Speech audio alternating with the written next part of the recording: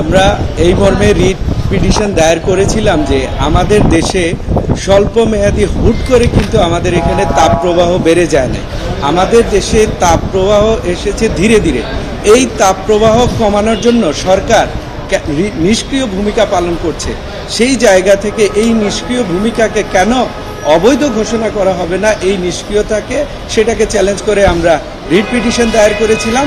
পাশাপাশি আমরা এই মর্মে ডাইরেকশন চেয়েছিলাম যে এই নিষ্ক্রিয় ভূমিকা থেকে কেন ডাইরেকশন দেওয়া হবে না যে একটা লং টার্ম স্ট্র্যাটেজি এবং স্বল্পমেয়াদী পরিকল্পনা গ্রহণের মধ্য দিয়ে আমাদের দেশের এই হট যে সিচুয়েশনটা রয়েছে, তাপদাহ রয়েছে, এই তাপদাহ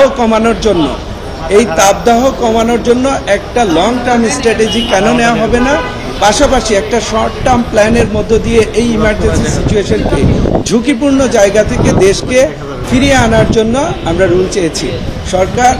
সরকারের এই নিষ্ক্রিয়তাকে অবৈধ কেন ঘোষণা করা হবে না মর্মে রুল জারি করা হয়েছে এবং কেন তাদের একটা ডাইরেকশন দেওয়া হবে না, নির্দেশনা দেওয়া হবে না শর্ট টার্ম স্ট্র্যাটেজি এবং একটা লং টার্ম স্ট্র্যাটেজি গ্রহণের মধ্য দিয়ে, পাশাপাশি এই এনভায়রনমেন্ট সিচুয়েশনকে মনিটরিংয়ের মধ্য দিয়ে যেন এটাকে নিয়ন্ত্রণে রাখা যায় সেই মর্মে একটা ডাইরেকশন আমরা চেয়েছি।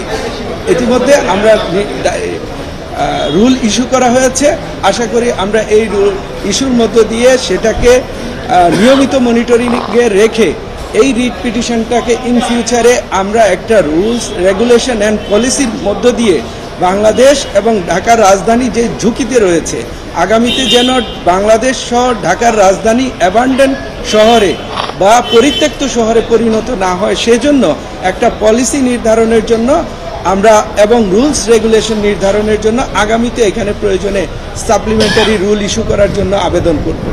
ধন্যবাদ। রেসপন্ডেন্টস ছিলেন এই রিট পিটিশনে আমরা রেসপন্ডেন্টস করেছি পরিবেশ মন্ত্রণালয়, ঢাকা সিটি কর্পোরেশন উত্তর এবং ঢাকা সিটি কর্পোরেশন দক্ষিণ এবং ল মিনিস্ট্রিকেও আমরা এই রিট পিটিশনে রেসপন্ডেন্ট করেছি। পাশাপাশি রাজধানী উন্নয়ন কর্তৃপক্ষকেও আমরা রেসপন্ডেন্ট করেছি, কারণ রাজধানী উন্নয়ন কর্তৃপক্ষেরও এখানে ভূমিকা রয়েছে পরিবেশ মনিটরিংয়ের ক্ষেত্রে।